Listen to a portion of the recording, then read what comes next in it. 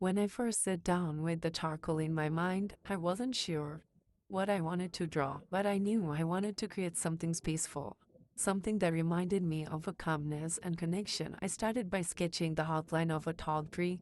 The roots spread across the paper, and I could almost feel the light falling through them. The texture of the charcoal was soft but strong. It allowed me to express emotion without words. Each movement of my hand felt like dialogue between me and the material. I added a gentle river flowing beneath the tree, the small sailboat drifting through the water, and in the distance, quiet hut surrounded by nature.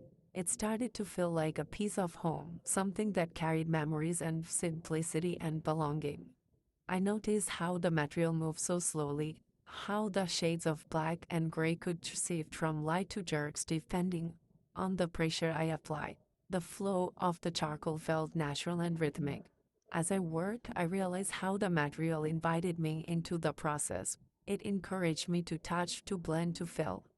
I uses the finger to smooth out shadow, to create misty skies, and the shape the water's reflection.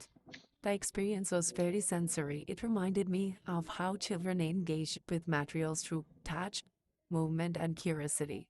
They don't worry about the final product, they just focus on discovery, just like I did during this process.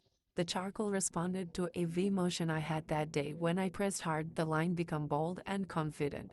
When I moved lightly, the softened the calm shapes. What went well was how expressive the drawing became. Even without color, it carried mood and energy.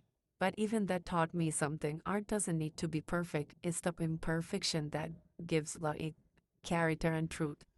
This encounter was important to me because it reminded me of power of open mind, and the material charcoal gave me freedom to explore, to make mistakes, to blend and reimagine. It helped me slow down and observe detail, which is something I also want to bring into my teaching practice.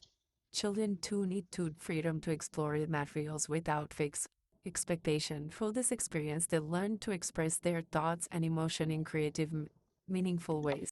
While working, I remember Sylvia Kind's ideas that materials live in the world in multiple ways. They can evoke memories, narrate stories, invite actions, and communicate meanings. I truly felt like while drawing, the charcoal was not just a tool, but a living participant in my process. It shaped my thoughts as much as I shaped the image.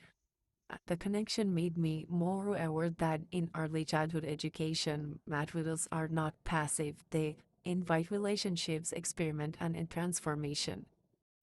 Reflecting on this atelier experience overall, I learned how art can be a form of mindfulness. Working with charcoal grounded me. It required me to be fully present. I could see how this applies to early childhood education.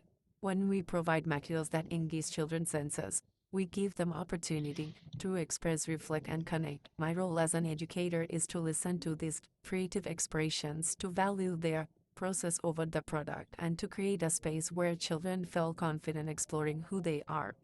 If I could change something next time, I would experience with layering, maybe mixing charcoal with pastel colors, or maybe watercolor. I would like to also use a larger surface.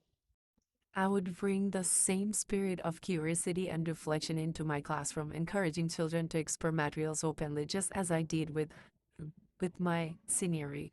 When I placed my pencil down and looked at the finished product, I felt a sense of calm pride. The tree, the bowls, the villas, they weren't just drawings, they're my feelings. Thank you very much, guys.